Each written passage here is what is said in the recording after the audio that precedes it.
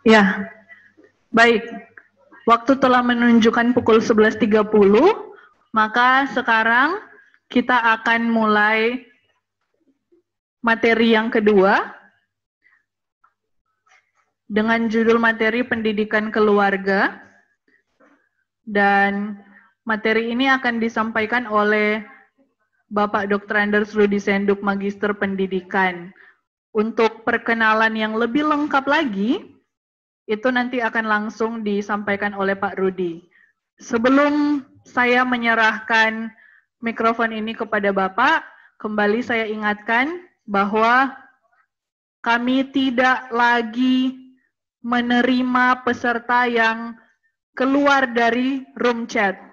Jadi kalau teman-teman keluar, tidak akan kami approve lagi untuk masuk. Dan untuk semua pertanyaan selama materi atau sesudah materi boleh diketik di kolom chat, nanti kami yang akan menyampaikan kepada Pak Rudi selaku pemateri. Waktu dan tempat saya berikan. Selamat siang. Salam sejahtera untuk kita semua. Shalom. Assalamualaikum warahmatullahi wabarakatuh. Om Swastiastu, Namo Buddhaya. Salam kebajikan. Salam Indonesia, merdeka. Semua yang di rumah angkat tangan. Merdeka. Sekali lagi, merdeka. Baik, itu Indonesia.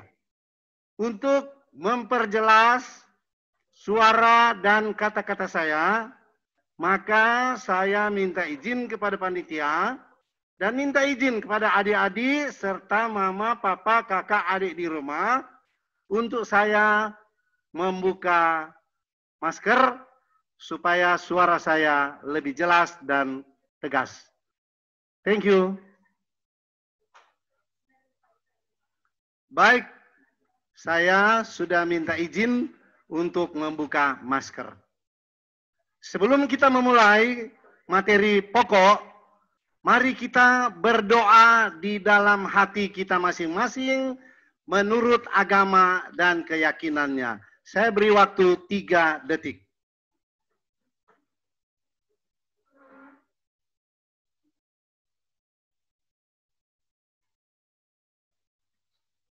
Amin.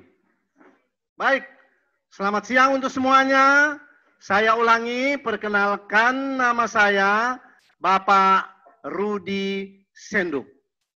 Dalam kapasitas sebagai guru, saya sekarang dipercayakan menjadi dosen di Universitas Teknologi Sulawesi Utara.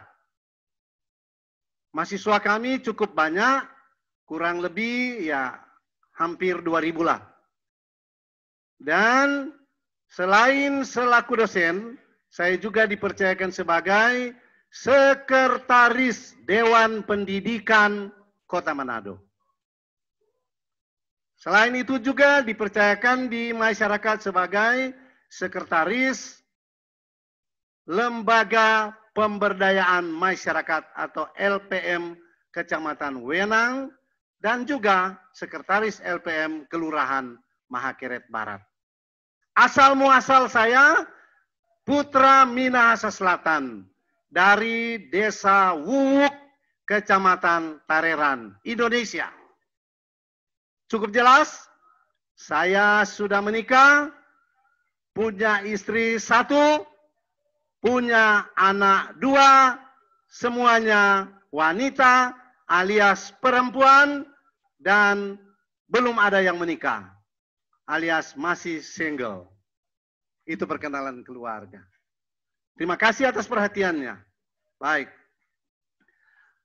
Adik-adik, bapak, ibu, mama, papa, oma, opa, kakak beradik di rumah, saya bangga dipercayakan panitia dan dipercayakan oleh pihak sekolah untuk membawakan materi. Materi saya banyak sekali.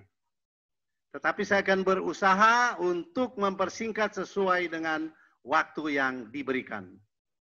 Tapi sebelumnya, saya mau ingatkan bahwa hari ini saya bangga karena saya melihat semuanya di rumah dalam keadaan sehat-sehat dan juga kelihatan sangat sumringah. Karena sudah merubah status dan mengganti identitas Anda dengan baju baru, seragam baru, semuanya baru. Saya pikirkan barangkali semua dalam dan luar negerinya baru. Pasti mama papa sudah dengan penuh sukacita, sudah penuh dengan kebanggaan mengantar Anda masuk di SMA Negeri 8. Saya mau ingatkan bahwa SMA Negeri 8 adalah sebuah sekolah di pinggiran kota, tetapi sudah masuk nominasi sekolah terbaik. Artinya, barangkali saya mau katakan, sekolah SMA Negeri 8 ini adalah sekolah yang punya lahan hijau luas, dengan pohon-pohon besar yang rindang, memiliki taman yang bagus-bagus, memiliki gedung yang representatif, dan juga memiliki guru, pegawai, THL, honorarium, dan semua perangkat yang ada di sekolah sangat lengkap. Kalau ada yang mengatakan, kami melihat di sana-sini masih ada kekurangan. Iya, benar sekali. Akan kita usahakan untuk memperbaikinya dan melengkapi kekurangan-kekurangan yang ada. Karena itu, saya minta pada panitia untuk materi ini harap menghadirkan mama papa supaya kita boleh terbuka apa adanya. Boleh begitu? Nah, yang kedua, kita bersyukur juga karena sekalipun kita saat ini belajar di tengah suasana yang sebenarnya kurang bersahabat karena pandemi COVID-19, tetapi ini keunikan yang kita punya. Yang mengalami COVID-19 bukan cuma Manado, tetapi seluruh dunia mengalaminya. Tapi saya mau ingatkan, jangan kita kalah dengan situasi seperti ini. Tapi kita harus berjuang sampai kita merdeka untuk mengamankan suasana COVID-19 ini menjadi suasana yang hangat, suasana yang menyenangkan, dan kita bisa mengalahkan COVID-19. Itu yang penting. Karena itu saya mau bilang, jangan ada yang hidupnya loyo-loyo. Tapi harus semangat. Bagaimana dengan semangat itu? Pertama, gunakan masker ketika Anda berada di mana-mana. Mungkin saat ini Anda bilang, saya tidak pakai masker, tidak apa-apa, karena Anda di rumah Anda. Tapi ketika Anda mau keluar, dengan siapapun, gunakan masker. Kedua, cuci tangan. Berikut, selain cuci tangan, kita juga dipersyaratkan untuk jaga jarak. Jangan berkumpul-kumpul. Jangan cipika-cipiki. Jangan memberi salam dengan memegang tangan, tetapi hanya menggunakan salam yang sudah diakui di Indonesia seperti ini. Ya, boleh? Berikut, jangan berkumpul dengan berbagai acara apapun sambil berpeluk-pelukan. Kemudian, makan makanan yang sehat, bukan makanan yang mewah. Makanan sehat artinya sekalipun sederhana, tetapi dia harus sehat alias higienis. Berikut, jaga kebersihan di rumah dan di mana saja. Artinya contoh, sebelum Anda masuk belajar, bersihkan dulu rumah. Dan seterusnya. Kemudian, kalau nantinya suatu saat COVID ini akan berakhir, Anda disarankan untuk tidak membelikan makanan di kantin, tetapi membawa makanan sendiri-sendiri. Piring sendiri, leper atau sendok sendiri dan tempat minum sendiri, menggunakan tumbler dan terus mengikuti perkembangan petunjuk protokoler kesehatan. Oke, saya kira itu. Berikut. Selanjutnya, saya akan masuk pada materi saya dan tim teknisi akan menunjukkan materi itu ke Anda semua di rumah.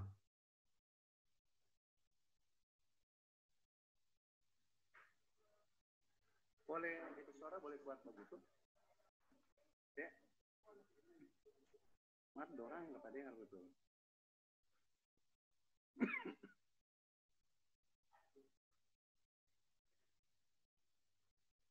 Boleh bicara terus? Boleh. Ya. Adik-adik di rumah, mama, papa, saudara-saudara, kita memang boleh dibilang masih baru belajar dengan menggunakan teknologi seperti ini. Apakah laptop, apakah HP. Karena itu memang apapun alasannya kita harus menggunakan ini. Ke depan barangkali sekolah-sekolah tidak akan dibutuhkan lagi. Maksud saya ruang belajar di sekolah. Mungkin tinggal menggunakan lapangan saja, menggunakan aula saja, dan sisa itu menggunakan teknologi yang akan dirancang oleh para pemikir-pemikir ke depan. Nah, karena itu, mari kita menyesuaikan diri dengan situasi dan kondisi teknologi seperti ini. Istilah sekarang, kita belajar daring. Daring disingkat dari dalam jaringan. Daring, singkatan dari dalam jaringan. Belajar di dalam jaringan. Artinya belajar menggunakan teknologi. HP ataupun komputer. Ataupun laptop. Dan sejenisnya. Ya, materi kita hari ini adalah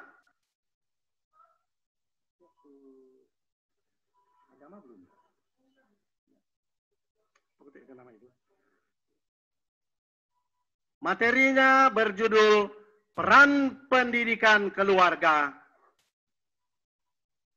Peran Pendidikan Keluarga dan Pembinaan Mental Beragama.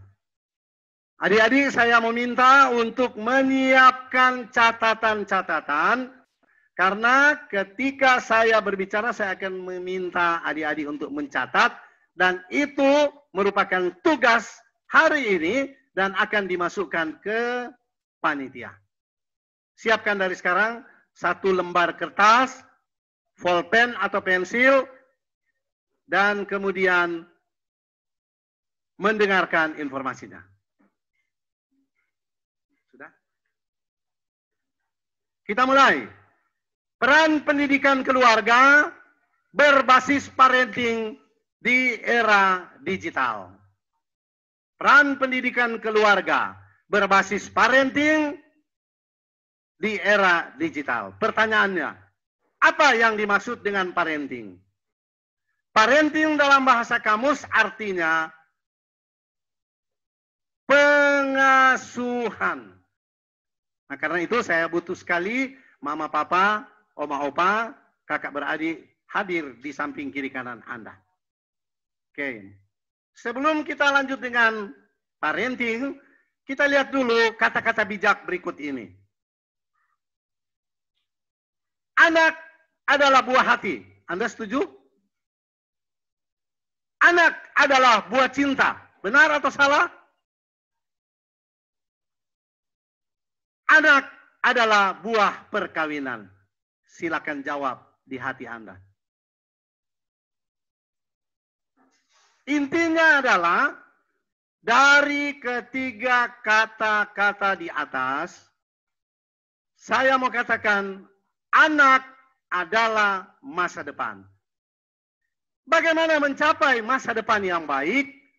Kita mulai dari pendidikan keluarga. Di sekolah, kita tinggal melanjutkan apa yang menjadi harapan dan cita-cita dari keluarga atau dari orang tua. Sekolah tinggal mengutip, tinggal melihat, tinggal melanjutkan pendidikan dari orang tua. Termasuk kakak, termasuk oma opa, termasuk contoh khusus orang Kristen misalnya Mama Ani dan atau Papa Ani yang dikategorikan sebagai Mama Serani, Papa Serani. Itu semua memberikan kontribusi yang berarti bagi seorang anak. Kata-kata bijak di layar Anda dibilang begini. Jika anak dibesarkan dengan celaan, maka itu sama dengan ia belajar memaki. Bahasa Manado bilang momake. Jadi dengar Jo, kalau tukang memake, ada apa di sana? Sebenarnya yang diharapkan, yang bagian terakhir dia bilang, jika anak dibesarkan dengan kasih, maka ia akan belajar menemukan cinta dalam dirinya. Bisa dipahami? Artinya apa? Mari kita ajarkan anak-anak kita dengan penuh kasih sayang, bukan dengan memanjakannya. Jadi ada beda loh antara kasih dan manja. Biasanya kalau kita awali anak dengan manja, itu bukan berarti kasih. Apalagi yang namanya oma opa. Saya sudah seumur ini, sudah lansia seperti ini, saya tidak pernah menemukan ada oma opa yang suka marah-marah cucunya. 99,9% semua oma opa ini sungguh terlalu sayang kepada cucunya.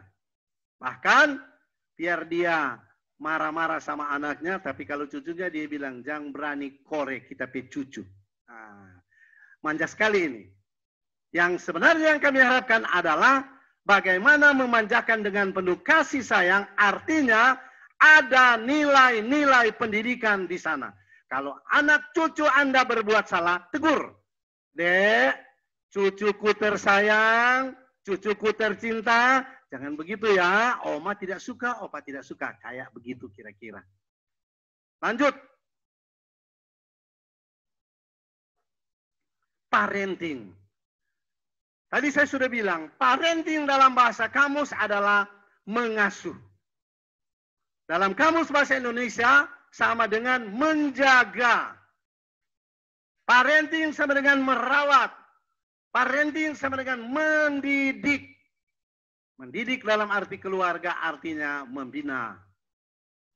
Oh, kalau kita sayang anak, Bapak, Ibu, Oma, Opa, kita bimbing dan kita bina anak-anak cucu kita supaya menjadi anak yang punya masa depan cerah. Itu. Saya kasih contoh di keluarga saya. Memang anak saya cuma 2.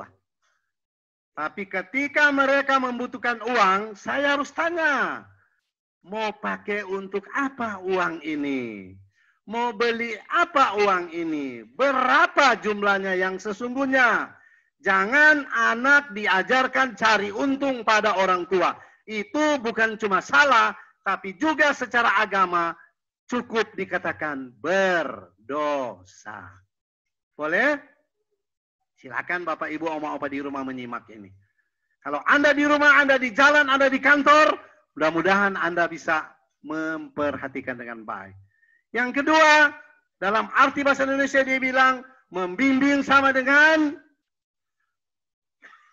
membantu atau melatih supaya anak dapat berdikari alias berdiri di atas kaki sendiri. Maksudnya cuma mau sarapan pagi mesti diatur oleh oma opa, mesti diatur oleh mama papa. Kalau sudah umur SMA atau SMK, itu sudah cukup anak untuk mengambil sarapan atau minum sendiri. Karena itu, peran orang tua di sini, latihlah anak, supaya bisa membuat air minum sendiri. Apalagi kalau cuma membuat super mie, indomie untuk pakai sarapan. Itu kan mudah, pekerjaan mudah. Jangan dibuat lagi oleh orang tua. Kecuali waktunya sudah mendesak. Bantulah. Karena memang dia bilang, membantu dan melatih. Karena itu latihlah anak, supaya mengenal jenis-jenis makanan yang ada di rumah. Berikut, menggunakan seragam. Seragam jangan dicari waktu pagi. Harusnya seragam dicari sejak tadi malam.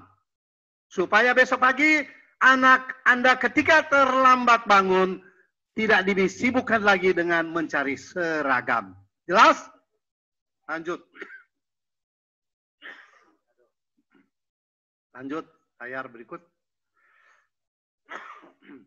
Adik-adik sekarang silakan menulis. Saya minta adik-adik menulis 2 saja. Saya tidak akan mengajar membuat film. Ya, saya tidak akan mengajarkan Anda untuk menyusun film. Tapi kali ini saya mengajak adik-adik semua termasuk mama papa di rumah menonton film. Menonton saja. Film ini singkat sekali. Karena itu dengarkan baik-baik karena ini bukan bahasa Indonesia. Ini bahasa China. Ya, bahasa Shenzhen. Artinya tangkap arti dan makna dari film ini dan Anda catat 2 di situ. Apa kata mama atau apa kepentingan mama terhadap film ini dan apa kehebatan anak. Catat ya, apa kepentingan mama dalam film ini dan apa keunggulan seorang anak di film ini. Catatan lain, papanya menjadi mediasi atau mediator sebagai penengah antara mama dan anak yang bersih tegang karena mama suka anak harus ini, sementara anak mau harus itu. Nah, siapa yang benar, siapa yang salah, bukan urusan adik-adik. Adik-adik hanya mencatat apa kemauan mama dan apa kehebatan anak. Cuma 2. Sudah dicatat? Sudah dicatat? Angkat tangan kalau sudah. Kasih kode angkat tangan kalau sudah dicatat. Iya, terima kasih. Saya anggap yang sudah angkat tangan sudah mewakili. Jadi lihat apa kemauan mama dan apa kehebatan anak. Cuma 2. Sudah? Film kita putarkan. Mudah-mudahan tidak ada halangan film ini. Langsung pada inti ini. Karena memang waktu dipersingkat. Selamat menyaksikan. 1, 2, 3.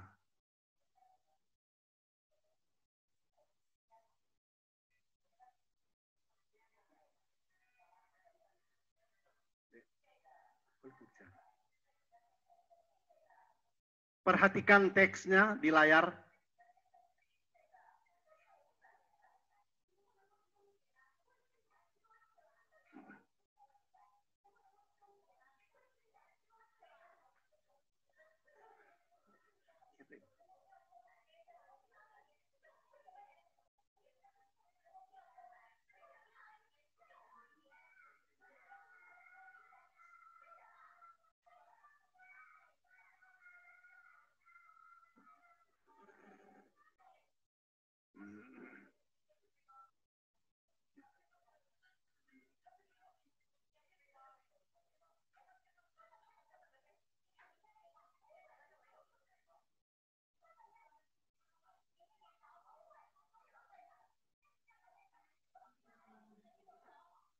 Bahasa Inggris matematika.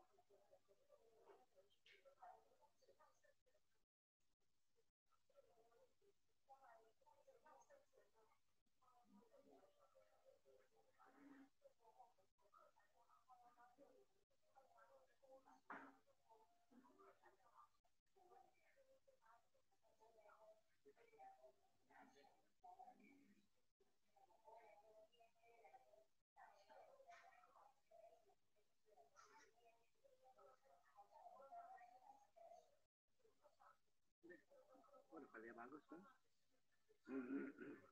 Formalia bagus kan? Nata apa aja tuh teh?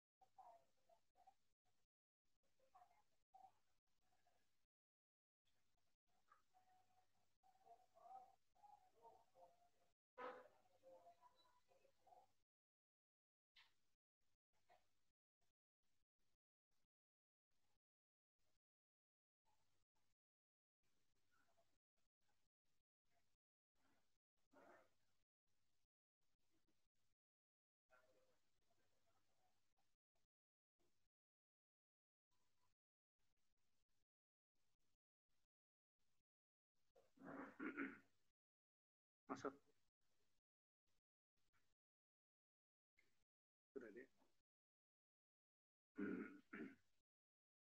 Iya. Kita telah menyaksikan sebuah film kecil, tetapi mengandung makna yang luar biasa. Kenapa luar biasa? Karena kita melihat apa maunya mama.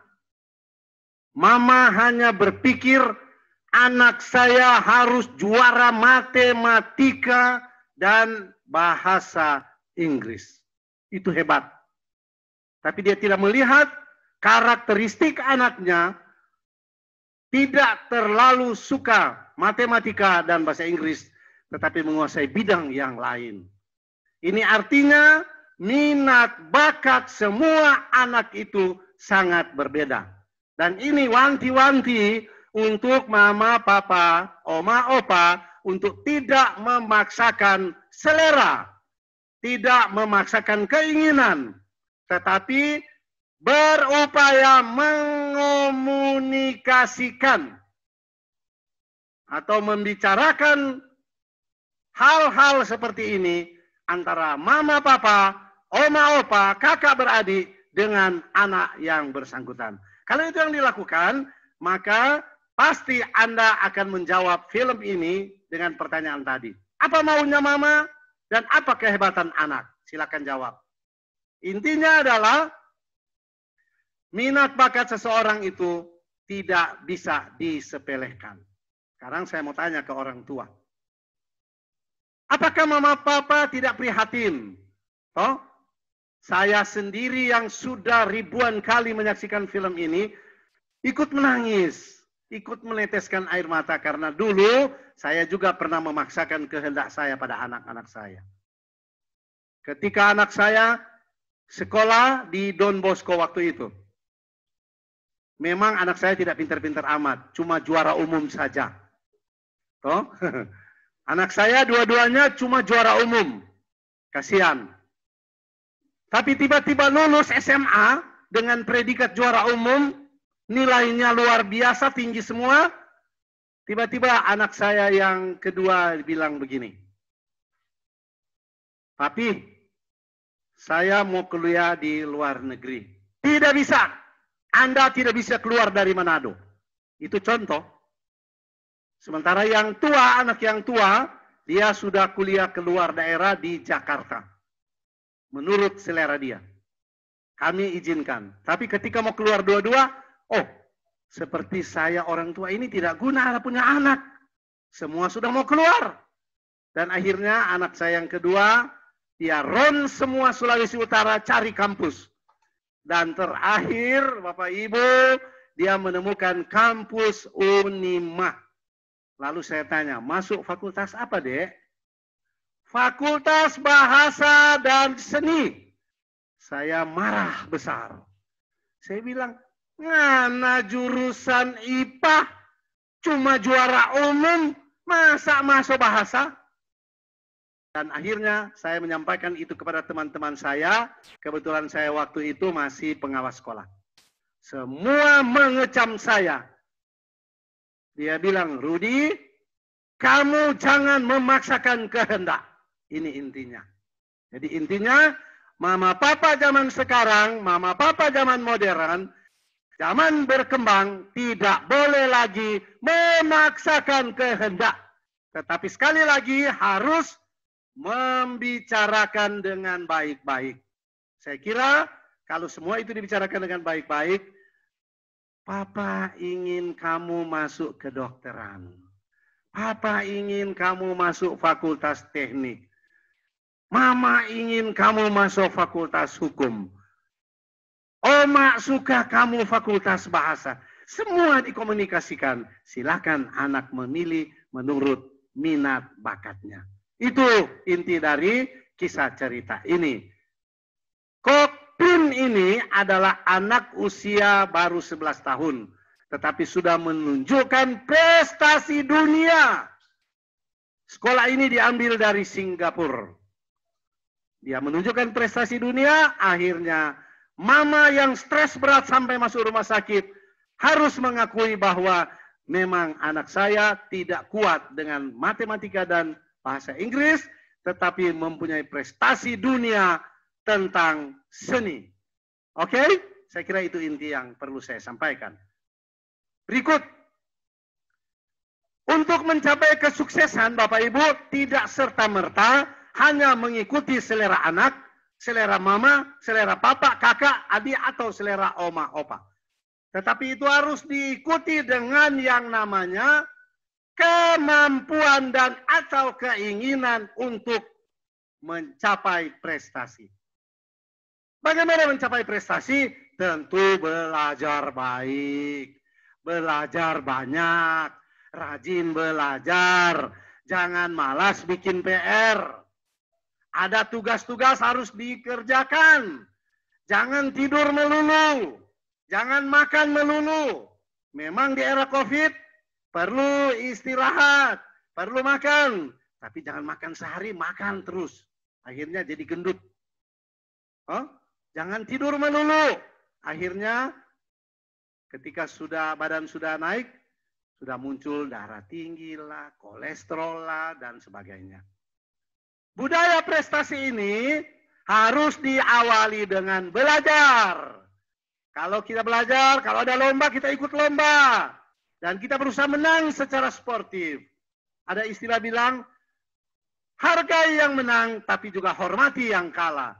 Ketika kita punya teman kalah, jangan kita bikin kecewa. Kalah. Tapi kali ini Anda kalah. Mungkin satu saat Anda akan menang. Caranya seperti itu.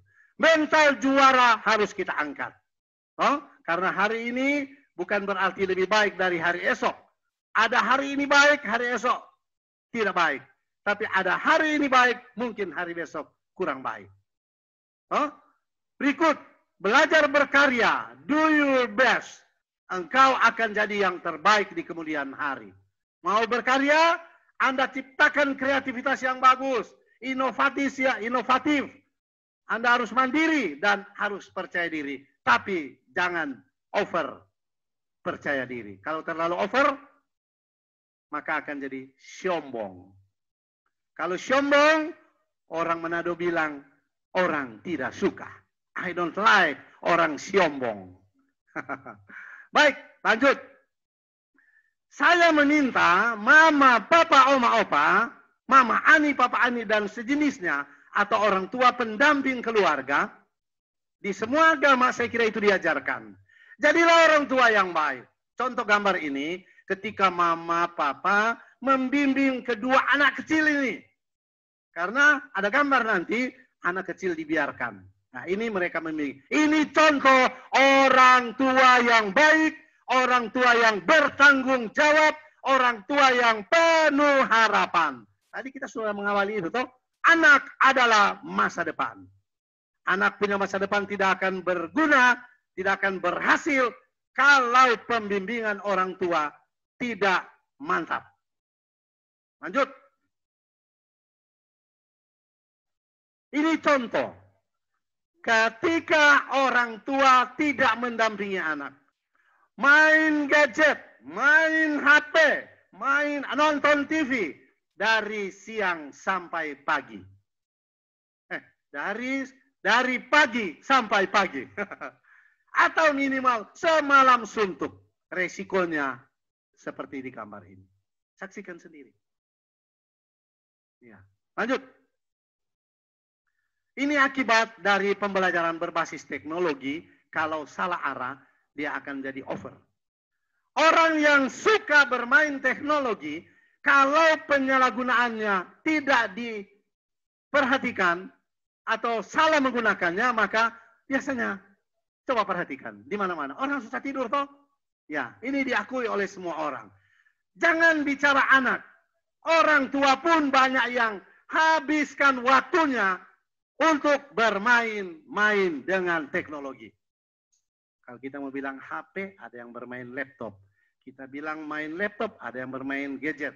Main gadget, ada yang bermain lain-lainnya. Apalagi kalau lupa makan, lupa minum. Contoh ini. Oh, gambar-gambar ini sudah saya setting seperti itu. Berikut. Kesulitan berkonsentrasi. Biasanya mana ada orang mengantuk? bisa berkonsentrasi. Mana ada orang yang sudah menghayal dengan tontonan film atau acara-acara yang ada di HP Anda atau laptop Anda. Dia lebih memilih tertidur ketimbang membaca buku pelajaran. Resikonya adalah tidak akan muncul yang namanya prestation alias prestasi.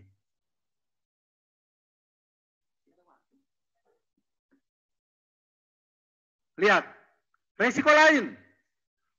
Wow, mana ada mama papa suka anak jadi gendut seperti ini, cuma karena ketika dia bermain teknologi, di depannya dia sudah ada kacang tore, sudah ada kue, sudah ada minuman bersoda, dan minuman-minuman lain.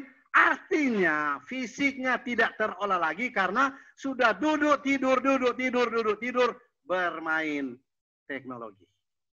Oh, ini contoh. Yang satu yang pakai baju orange. Sakit mah, anak kecil begini sudah sakit mah, itu salah siapa?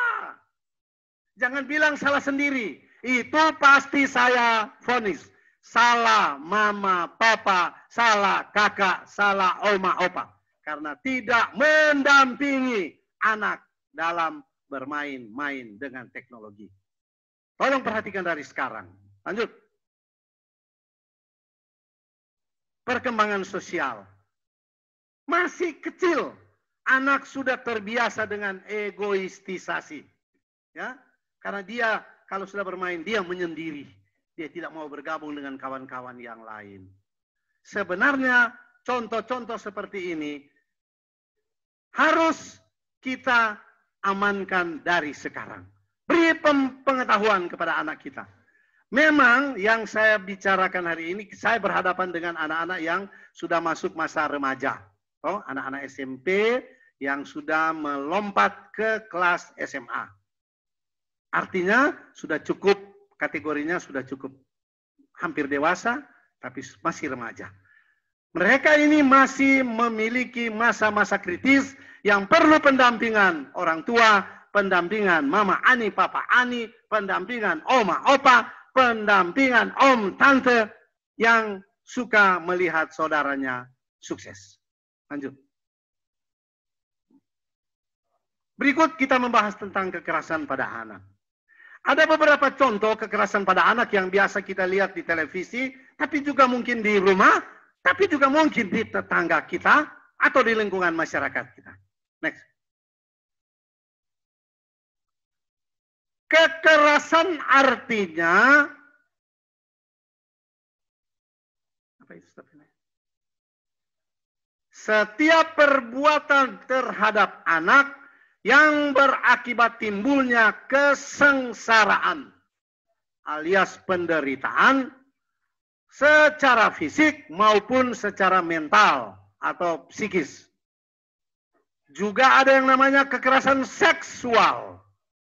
Juga ada yang namanya penelantaran. Membiarkan anak terlantar. Membiarkan anak hidup tanpa arah. Termasuk ancaman untuk melakukan perbuatan-perbuatan pemaksaan atau perampasan kemerdekaan secara melawan hukum. Artinya apa? Artinya jangan biarkan anak untuk menerima kekerasan seperti ini. Saya ingat waktu saya masih kecil, orang tua zaman saya, apalagi di atas saya, kalau cuma cambok sapi, tahu sapi toh? Kalau cuma cambok kuda, kalau cuma cambok bambu atau bulu, kalau cuma cambok lidi atau sapu lidi, itu sudah makanan kami sehari-hari dan tidak ada yang berani menentang guru. Saya pernah mengalami di belakang saya kemasukan lidi akibat dicambuk oleh Pak Guru saya. Tapi apa yang terjadi? Mama saya tidak berani datang ke guru.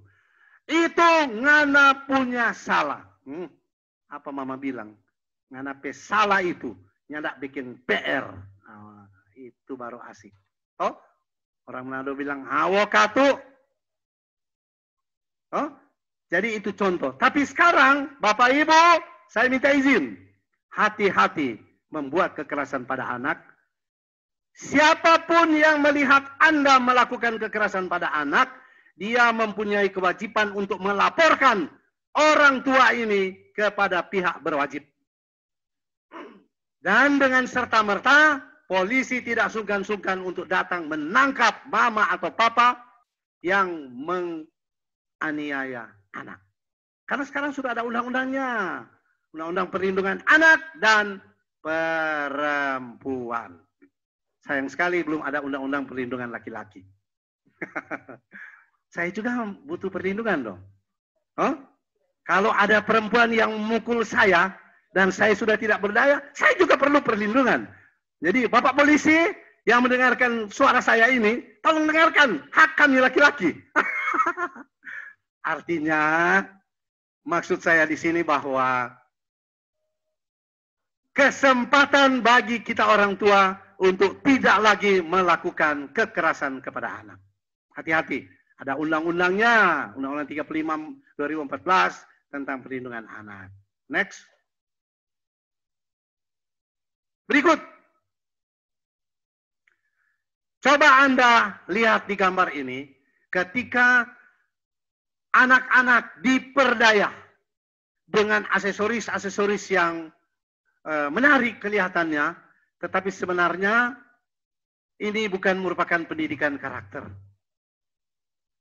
Mereka menggunakan aksesoris-aksesoris kemudian dipermalukan. Bahkan zaman-zaman kemarin ada anak disuruh hitung beras dalam nasi. Bagaimana itu ya? Hitung nasi dalam beras. Hitung rambut. Siapa yang bisa menghitung rambut? Toh? Tuhan Allah Subhanahu wa Ta'ala sudah membilang tidak ada satu orang pun yang dapat menghitung rambut orang. Karena itu dia bilang sehelai rambut pun tidak akan gugur kalau bukan kehendak Tuhan. Jadi model-model perpeloncoan seperti ini di masa perkenalan seperti ini tidak diperkenankan lagi. Bagaimana kalau disuruh hitung jumlah air ya? Molekul-molekul dalam air dihitung. Nah, berikut. Hasil riset, next. Hasil riset, 1 dari 3 anak di seluruh dunia mengaku pernah mengalami bullying. Apa itu bullying? Apa itu bullying? Siapa yang bisa menjawab di ruangan ini? Bullying artinya? Perundungan artinya? Bullying artinya perundungan. Perundungan artinya pelecehan hak-hak orang. Apakah lewat rambut? Oh, apakah lewat body? Apakah lewat kaki? Apalagi kalau perempuan sampai remas-remas buah dada, itu sungguh tidak sangat diperkenankan. Nah, lihat contoh ini. Perempuan mengancam perempuan. Laki-laki mengancam laki-laki. Ini yang namanya bullying kelas tinggi. Tuh, bro, rambutnya dicambak seperti itu. Ini kan tidak manusiawi namanya. Sesama perempuan kok begitu? Sesama laki-laki kok begitu? Dan banyak kematian akibat bullying. Yang kedua, sebaliknya. 1 dari 3 anak mengaku pernah melakukan tindakan bullying kepada temannya. Dapat dengar atau kedengarannya senda gurau alias baku sedu. Tetapi kadangkala sampai masuk rumah sakit. Sampai masuk pengadilan. Bahkan sampai mati. Next. Lanjut. Bullying yang sering kali terjadi. Ada bullying fisik. Ada bullying verbal. Tunggu. Bullying fisik artinya langsung pada tubuh seseorang. Atau bagian-bagian tubuh. Tetapi bullying verbal itu artinya menggunakan kata-kata. Sombong. Orang miskin lemar sombong. Orang kaya terenmar sombong. Itu contoh bullying verbal. Cantik tremar, kelakuan. Ganteng tremar, kelakuan. Ujung-ujungnya besaile. No, bagaimana kalau besaile? Kalau ganteng seperti saya, masih ada semangat. Tapi sudah ganteng seperti saya, kau bilang besaile, itu kan bullying namanya, bullying verbal. Seperti itu, adik-adik di rumah, mama papa. Lalu ada bullying mental atau bullying psikologi, toh memandang sinis orang lain, menganggap orang Allah apa songana, siapa so Anda, toh memandang enteng. Atau dengan cara-cara sadis, memelototi. Memelototi artinya dia haga dengan, bagaimana ya, setengah kayak singa begitu. Orang takut itu loh. Baru mencibir. Mencibir artinya bukan membibir, toh. Mencibir tidak sama dengan membibir, toh. Nah, silakan Anda jawab. Mencibir itu artinya Bang, bukan begini. Ya, adik-adik di rumah bisa tangkap toh? Nah, berikut, ada bullying lewat dunia maya. Wow, kalau itu mau di politik, mau di pemerintahan, mau di keluarga, mau di pergaulan, mau di ibadah, mau di mana-mana lah. Oh, biasa terjadi seperti itu. Sebenarnya hal seperti itu tidak manusiawi. Karena mempermalukan orang dengan menyebarkan gosip dan atau apa yang Anda mau lewat jejaring sosial, itu ditonton oleh jutaan manusia di muka bumi. Itu. Jadi hati-hati. Lanjut. Adik-adik, kalau Anda di rumah sudah dalam posisi mengantuk, sudah dalam posisi gaduh, silakan goyang-goyang badan. Seperti, sayang sekali mungkin saya kurang jelas, pokoknya goyang-goyang badan lah. Tapi Anda bertahan loh, Anda masih sementara diuji. Apakah Anda lolos atau tidak, hari terakhir menentukan. Sekarang, mari kita lihat ada Undang-Undang Nomor 23 Tahun 2002 dan Undang-Undang Nomor 35 Tahun 2014 tentang perlindungan anak. Apa sebenarnya isinya? Di sini sebenarnya intinya adalah melindungi anak supaya tidak lagi dijadikan alat atau komoditas kekerasan, komoditas politik, komoditas seks, komoditas pekerjaan. Karena ada anak yang belum waktunya bekerja, dipaksa untuk bekerja. Belum waktunya kawin, dipaksa untuk kawin. Belum lagi yang pemerkosaan, pelecehan seks lainnya, dan sebagainya, dan sebagainya. Karena itu undang-undang ini diperuntukkan bagi mereka, supaya kita orang tua tahu tentang undang-undang ini. Dan juga anak-anak perlu tahu bahwa kita anak-anak sudah dilindungi oleh negara. Lanjut. Berikut. Contoh kekerasan ringan. Ini kekerasan ringan Bapak Ibu, cuma menjewer telinga, tapi resikonya tinggi, besar, dan sangat berbahaya. Ketika kita menjewer dan salah menarik telinga anak, anak punya telinga, saraf-sarafnya bisa terganggu. Anak bisa tuli alias pongo, kata orang Manado. Buat apa kita punya anak ganteng, anak cantik, anak pintar lagi, tapi sopongo alias tuli. Kalau saya katakan begini, rugi dapat anak pongo.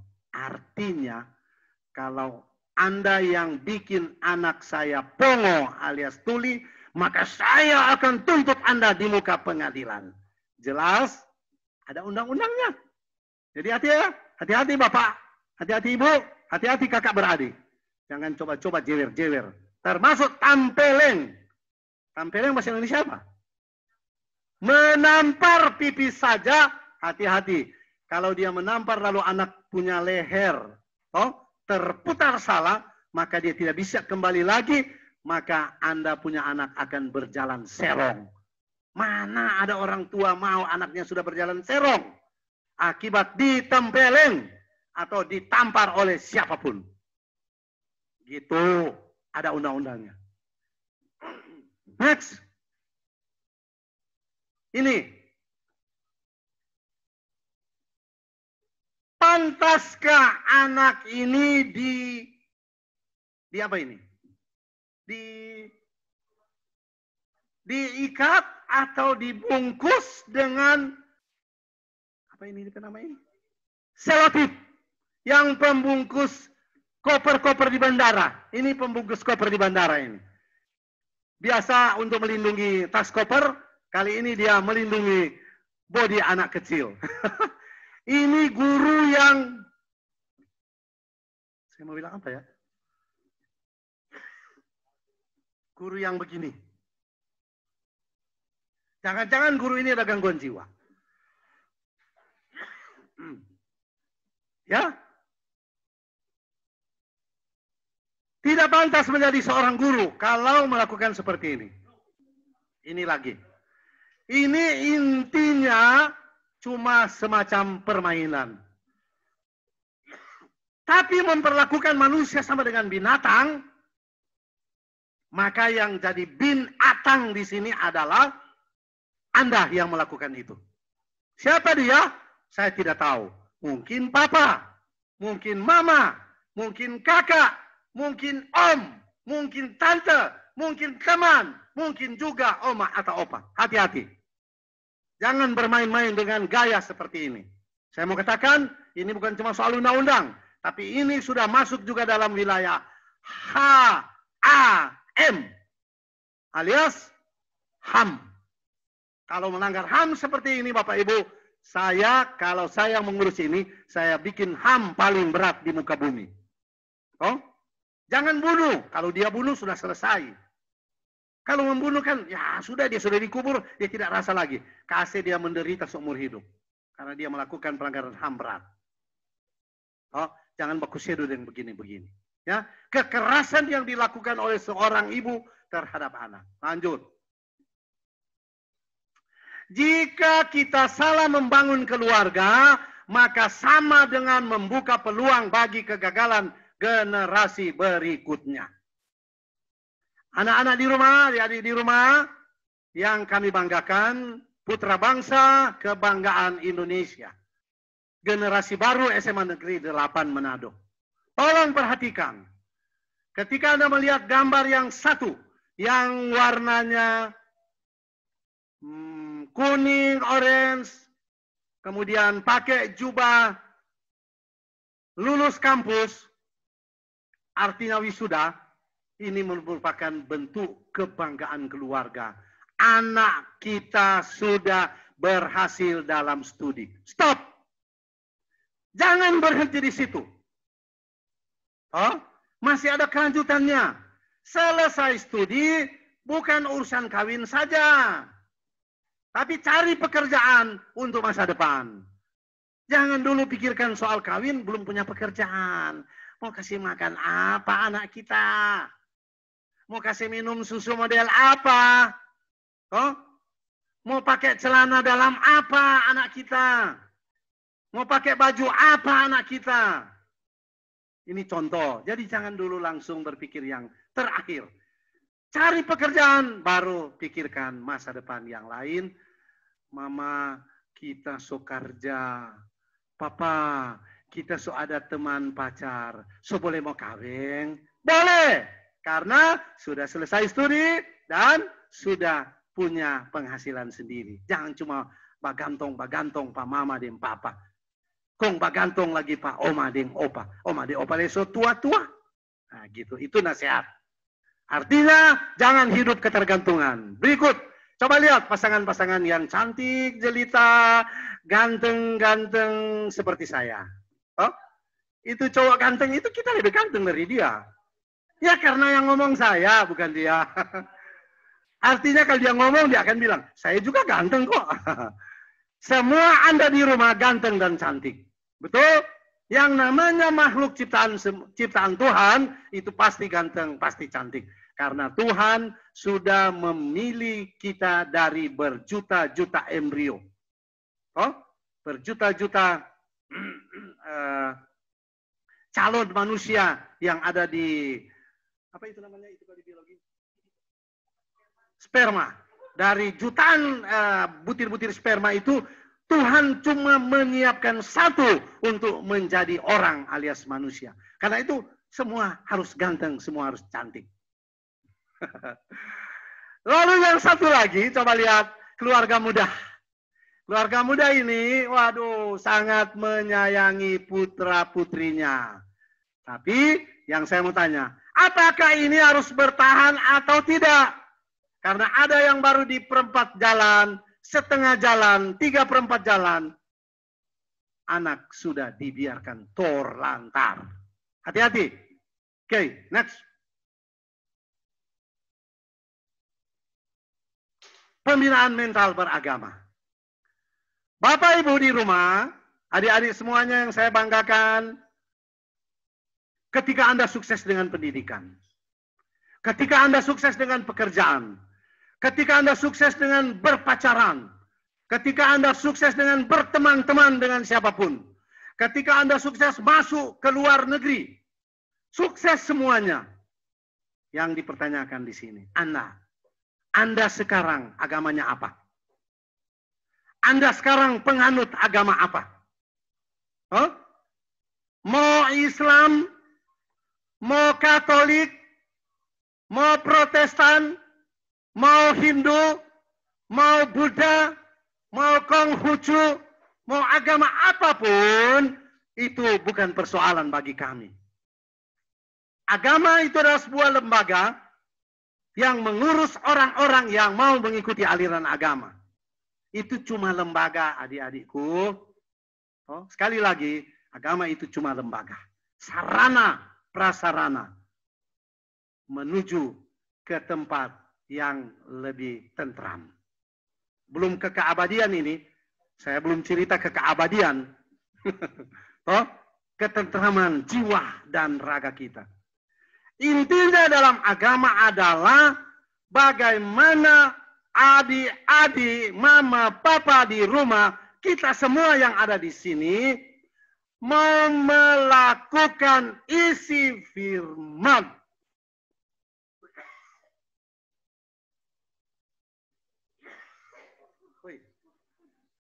Saya sudah memberikan seluruh jiwa raga saya. Sampai batuk tak terhentikan lagi. Kalau saya masuk rumah sakit sebentar, pasti corona itu. Oh, mudah-mudahan tidak. Kita dapat cerita ini Sodeng Jiwa Raga demi Anda semua. Ya, jangan pandang enteng ini. Rudi Senduk ini. Saya memberikan semua ilmu saya ke Anda. Nah, saya kembali lagi. Saya ulangi Bapak Ibu yang orang-orang kuat beragama. Ya, sarana kita adalah agama. Tapi intinya sebenarnya adalah bagaimana saya dan Anda melakukan yang namanya firman Allah, kata orang Muslim. Firman Tuhan, kata orang Kristen. Dan kata agama yang lain. Artinya apa? Ketika kita mampu melakukan isi firman itu, maka berarti kita melaksanakan perintah agama yang sesungguhnya. Karena itu dalam teks ini yang disampaikan oleh kementerian, intinya tidak diuntukkan bagi anak didik saja, tetapi diprioritaskan bagi guru-guru agama apapun dia. Mari kita baca satu-satu.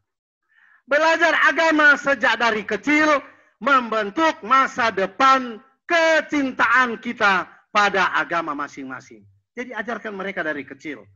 Mama, papa, ketika anak kita lahir baru hari pertama, mari kita mulai dengan kata agama kepada mereka. Allahu Akbar. Terima kasih kau memberikan anak pada keluarga saya. Terima kasih Tuhan Yesus yang sudah membimbing istri saya melahirkan dengan sempurna. Dan agama-agama yang lain saya tidak sembarangan menyebut karena saya tidak tahu. Oh, untuk agama Hindu, agama Buddha, Konghucu. Agama bukan untuk diadu, tapi harus dipahami sebagai bentuk perbedaan keyakinan yang harus dihormati dan dihargai. Jangan ajarkan anak-anak kita dengan mengatakan agama kita lebih benar, agama mereka salah. Kalau itu yang kita ajarkan maka akan mudah tersulut. Ingat, Sulawesi Utara atau Sulut ini tidak mudah disulut. Agama adalah media atau wadah yang paling tepat untuk membentuk kepribadian anak, remaja, dan dewasa menjadi pribadi yang bukan hanya takut dan taat akan perintah Tuhan, tetapi lebih dari itu, membimbing orang-orang untuk dan menjauhi atau menghindari dari perbuatan salah dan dosa.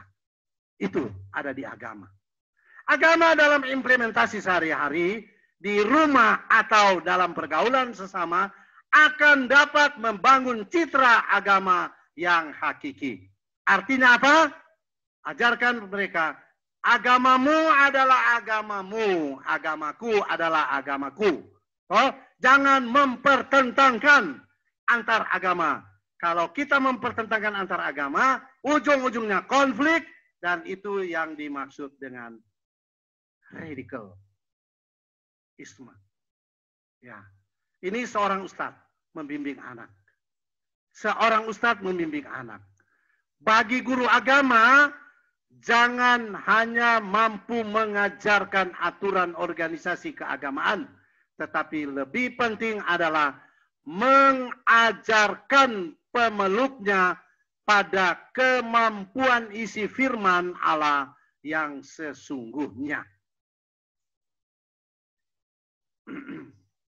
Nah, ini contoh. Pada usia remaja seperti ini, aspek idealisme seseorang kadang terlalu tinggi dan tidak diimbangi dengan realita di lapangan. Oleh karena itu, peran guru agama dalam membimbing anak-anak dibutuhkan metodologi yang relevan. Artinya, sesuai dengan situasi dan kondisi di mana Anda mengajar. Dan jangan mengajar dengan gaya monoton saja. Peran guru agama dalam menghadapi pendapat kritis dari anak-anak harus dijawab berdasarkan ajaran yang sesungguhnya sehingga tidak terbawa pada pemahaman radikalisme sempit dan berujung pada fanatisme sempit, dan juga bisa saja mereka menganggap pindah agama soal biasa, menghina agama lain adalah perbuatan baik. Hati-hati, guru agama punya peran penting. Next. Nah, ini.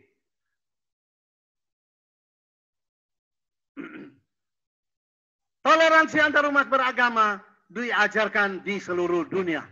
Khusus di Indonesia, itu sudah berjalan bagus. Apalagi di Manado. Ini contoh sebuah kegiatan kerohanian Jalan Salib dan menghadirkan orang-orang yang punya agama lain. Baik dari Muslim, baik dari Konghucu, maupun dari Buddha juga turut hadir. Mungkin mereka cuma ikut-ikutan saja, tidak ada masalah. Tetapi minimal gaya untuk menghormati agama lain mereka sudah tunjukkan.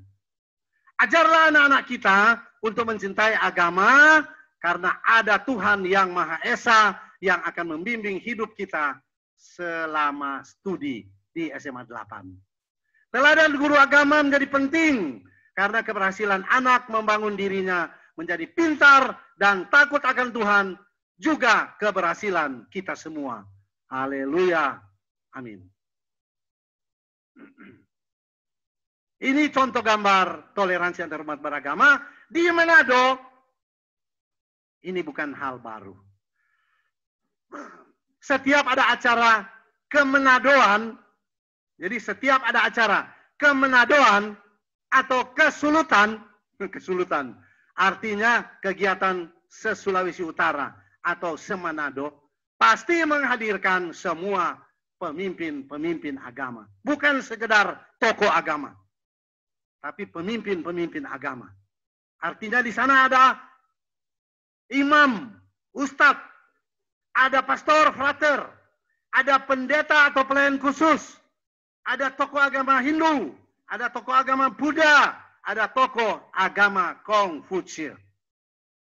Artinya, beramai-ramai mereka memberi contoh, memberi tauladan, memberi gambaran kepada kita bahwa hidup bersama dalam toleransi mengandung arti hidup senang, gembira bersama, tapi juga susah bersama. Contoh, ketika masa COVID-19 ini berlaku, mulai dari bulan Februari sampai sekarang, tidak terlihat perbedaan agama, suku, dan ras di Manado khususnya, Sulawesi Utara pada umumnya, dan Indonesia secara keseluruhan. Saya di lingkungan 4 Mahakeret Barat melakukan pengumpulan dana bahan untuk disumbangkan pada masyarakat. Beberapa hari lalu sampai sekarang. Sudah ada 6 sesi, sudah ada 6 seri kami lakukan itu.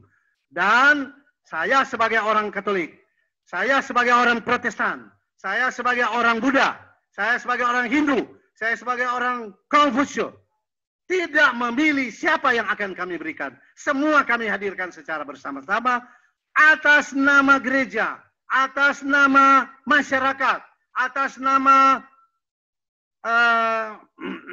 LSM. Semua kami akomodir, semua menerima bantuan. Karena COVID-19 tidak memilih agama, tidak memilih suku, tidak memilih siapa-siapa. Dengan demikian, maka materi ini memang belum akan berakhir karena masih harus melewati satu sesi, yaitu dialog kecil dengan adik-adik semua di rumah. Mudah-mudahan Bapak Ibu di rumah bisa menangkap materi ini, dan yang paling terakhir saya mau katakan. Mari orang tua, kakak beradik, oma opa, bantulah anak-anak kita untuk menyelesaikan program studi mereka di SMA 8. Apa bantuan yang kami butuhkan dari Anda? Pertama, beri mereka motivasi. Beri mereka semangat. Perhatikan makan minum mereka. Perhatikan jam tidur mereka. Beri kesempatan mereka untuk bermain. Beri waktu mereka untuk membuat tugas. Beri waktu mereka untuk jalan-jalan di tempat yang layak, yang bukan mengandung virus corona. Artinya, ajar kepada mereka jangan berkumpul-kumpul banyak orang.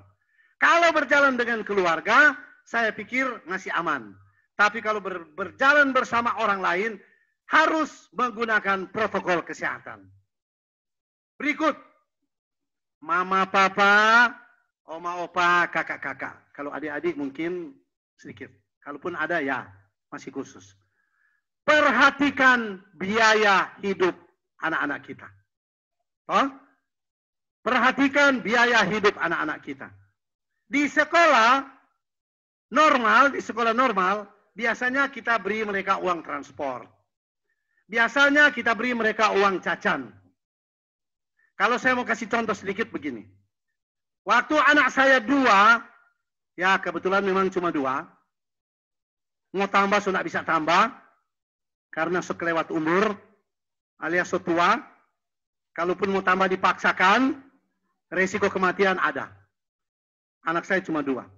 Selama mereka sekolah di Don Bosco, Manado, tidak pernah satu kali pun saya dan istri saya memberi mereka uang jajan. Demi Allah, demi Tuhan. Jadi tidak ada dusta di antara kita. Toh? yang kami berikan kepada mereka adalah walun. Bahasa kampung itu walun. Dofoma, bahasa Manado. Oh, bahasa Indonesia apa ya? Bekal. Jadi anak-anak saya membawa walun, membawa dofoma, atau membawa bekal dan makan di sekolah. Nah, Bapak Ibu mungkin kaget. Masa anak SMA bawa walun, bawa bekal? Saya mau kasih tahu, silakan Anda tanya ke anak-anak di Don Bosco, termasuk guru mereka. Masih ada semua. Satu lagi, anak saya yang tertua waktu kuliah di Sekolah Tinggi STIS Jakarta, bukan uang jajan. Dia juga bawa bekal dari rumah. Ini sudah di Jakarta loh. Bukan di Manado. Sekarang dia sudah selesai studi, sudah bekerja, dan sekarang tugasnya pertama di Jakarta, kedua di Tahuna, sekarang ada di Siau. Jadi ada orangnya, masih hidup. Boleh tanya, boleh FB. Masih cewek. Gitu. Jadi itu contoh yang saya berikan ini, bukan mengada-ada. Bukan ngarang. Bukan cari muka. Kisah nyata. Seperti film tadi. Oh? Artinya mama papa di rumah, kalau torang sadar, kalau kita sadar dengan tugas pokok sebagai orang tua, maka kita tidak akan pernah merasa tidak ada waktu. Kita tidak akan pernah merasa tidak ada biaya. Apapun demi anak kita lakukan. Yang penting tidak memaksakan diri. Jangan bilang begini, biar kita mati demi anak. Salah itu. Kapan kita mau lihat anak kalau kita sudah duluan mati? Oh, jangan bicara kata-kata itu. Bilang saja, saya akan berjuang demi masa depan anak dan atau cucu kita. Itu baru orang tua jempol. Berikut, apa peran orang tua di sekolah? Berdasarkan undang-undang, sekarang sudah digembar-gemborkan bebas biaya pendidikan. Tapi saya mau beritahu karena saya tahu. Untuk ukuran SMA belum cukup yang namanya bebas dana sekolah. Berdasarkan undang-undang, kalau kita baca di undang-undang Permen nomor 75 tahun 2016, di sana ada 3 kategori peran orang tua. Salah satu tugas atau peran orang tua di sana adalah membantu pihak sekolah melalui sumbangan sukarela. Berapa itu sukarela? Berapa itu sukarela? Terserah Anda. Silakan komunikasikan itu. Intinya adalah, kalau saya kasih gambaran sedikit tentang hitung-hitungan matematikanya, sebenarnya untuk biaya pendidikan khusus SMA itu, dalam hitungan matematikanya seperti ini.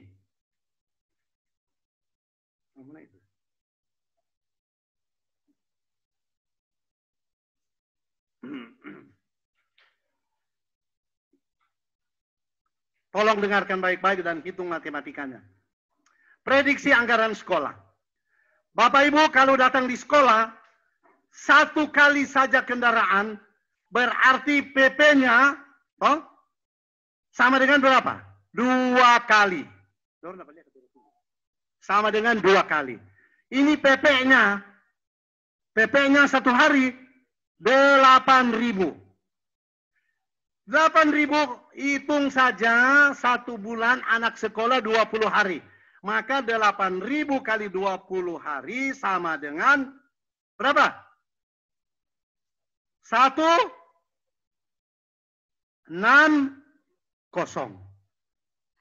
Atau sama dengan 160. Mari kita hitung uang jajan. Uang jajan paling murah nasi kuning. Nasi kuning paling murah 6.000. Kalau pakai telur, berapa kan? Paling kurang 10.000. Kalau belinya di Mahakeret sana, nasi kuning paling bagus, atau di Kampung Kodok, itu main-main 12.000. Nah, kita ambil standar 6.000. Air minum, orang tua jangan batasi air minum cuma 1 gelas ya. Berarti COVID akan mudah terkena pada anak-anak kalau cuma 1 gelas. Harus 1 botol sedang. Di sekolah itu biasanya dijual 3.000. Berarti uang jajan itu 6 tambah 3? 6 tambah 3 sama dengan 12. Hah? Salah. Nah, berarti Anda tidak tidur di rumah. Yang benar adalah 6 tambah 9 sama dengan 10. Sama dengan 9. 9 kali 20 hari. Sama dengan 120.000. Berapa? Oh, 180. Kalau begitu, mari kita jumlah. Total per bulan, per anak atau per siswa sama dengan 160.000 tambah 180.000. Berapa? 240.000. 340.000. Nah, memang sengaja bikin begini supaya Anda tidak tidur, ya. Supaya Anda punya mata terbuka. Tolong beritahu ke orang tua. Ini hitungan matematika murni. Bukan A tambah B sama dengan C. Total per bulan sama dengan 300, 400, 500. Berapa? Berapa sama dengan jumlah? Ya, 340 tambah uang transport 160. Oh, belum. Oh, jadi 360.000 kali 12 alias 1 tahun, dia akan jadi 4 juta, hampir 4,5 juta. Pertanyaan di sini bukan itu. Bukan itu yang Anda mau sumbangkan ke sekolah. Ketika Anda berhemat tidak datang ke sekolah alias study from home, pakai bahasa Inggris sedikit gua kan supaya paling keren.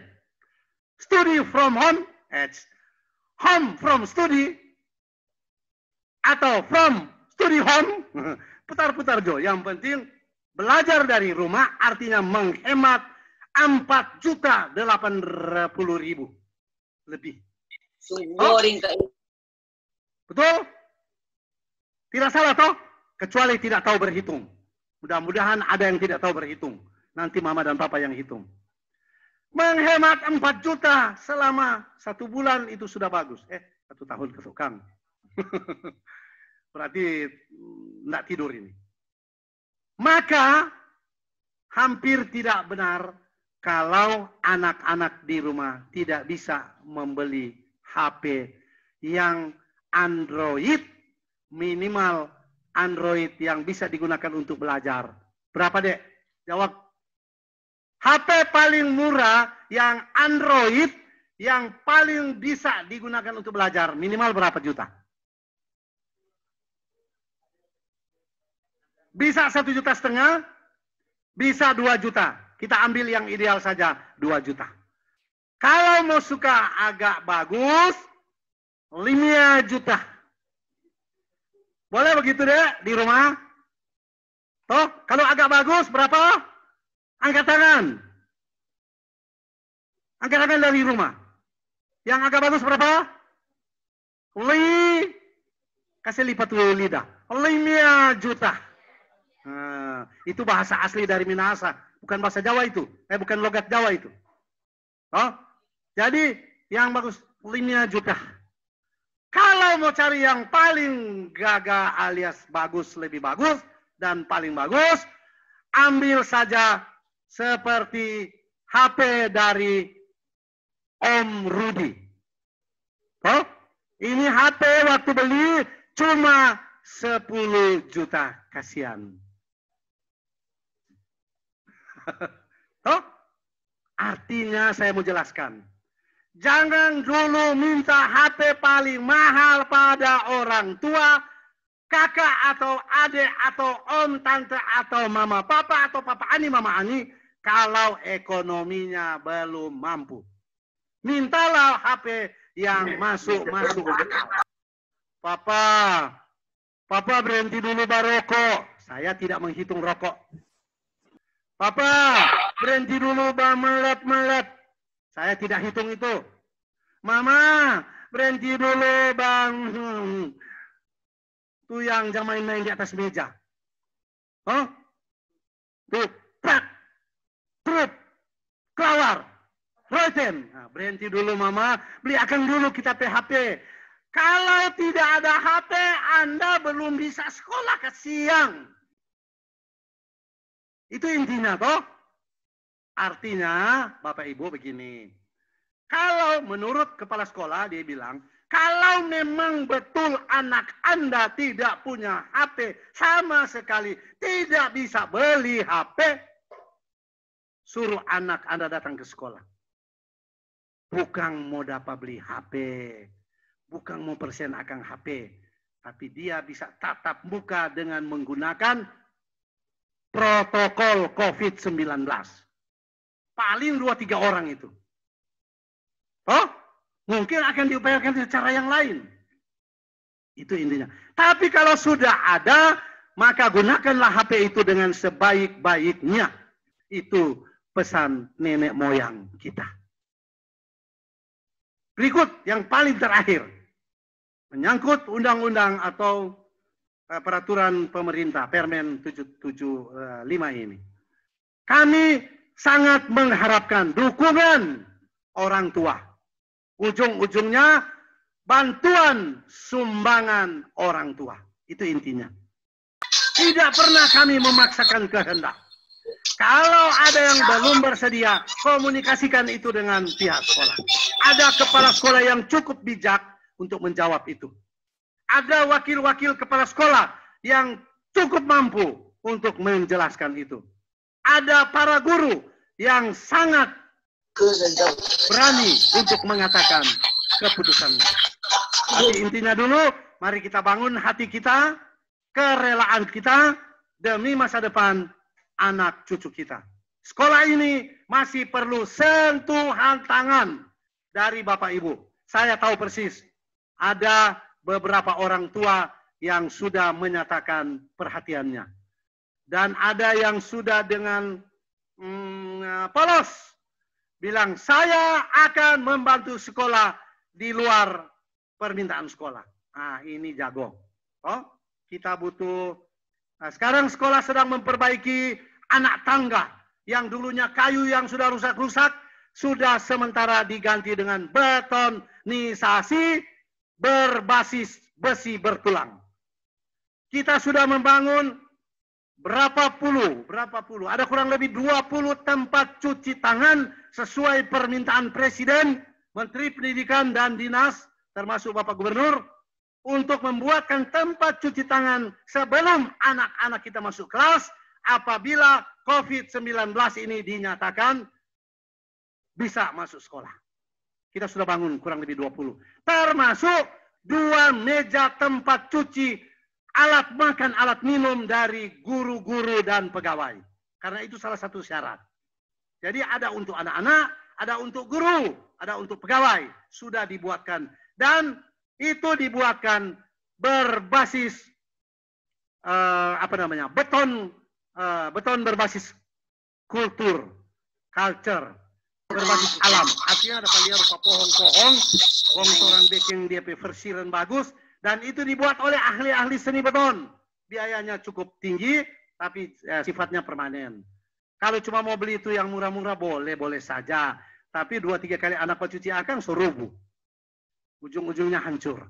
Kalau ini sampai kiamat, Bapak Ibu, yang kami buat ini sekali-sekali pasir di sekolah, Bapak Ibu datang ke sekolah, lihat yang kami buat ini permanen, berbasis beton bertulang. Masa akan kuliah.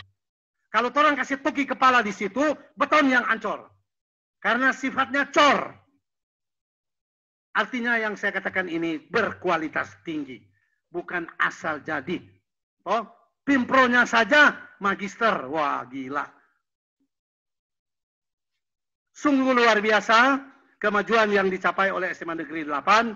Karena itu, berbahagialah orang tua yang mengantarkan anak-anaknya di SMA Negeri 8. Panjang sekali kata-kata saya, tapi ini ukuran jamnya masih pas, dan ini permintaan panitia. Semoga minimal adik-adik di rumah yang saya banggakan ini, ada saja yang tersimpan di hati, yang tersimpan di kepala, dan ada saja yang akan Anda buat di hari-hari yang akan datang. Dan semoga Bapak Ibu orang tua dapat menerima ini dengan senang hati, dengan bangga, dan dengan rela hati mau membantu sekolah. Insya Allah Tuhan memberkati kita semua. Semoga Tuhan Yesus selalu menyertai dan mengantar kita pada jalan kesuksesan. Haleluya. Amin. Tepuk tangan Indonesia. Tepuk tangan Indonesia. Sekali lagi, merdeka. Merdeka. Salam hangat untuk semuanya. Shalom. Damai di hati. Iya, terima kasih untuk Bapak Rudi Senduk yang telah membawakan materi. Nah, adik-adik, dengan berakhirnya materi tadi, maka kegiatan hari pertama sudah selesai. Pengenalan lingkungan sekolah hari pertama sudah selesai. Kita akan jumpa lagi besok di jam yang sudah ditentukan pada jadwal ya. Jadi 10 menit sebelum kegiatan mulai, mohon sudah login, sudah masuk ke akun Zoom ya. Terima kasih semuanya. Selamat siang, selamat beraktivitas. Sampai jumpa besok. Silakan yang mau live group, silakan. Dan senior-senior kalian.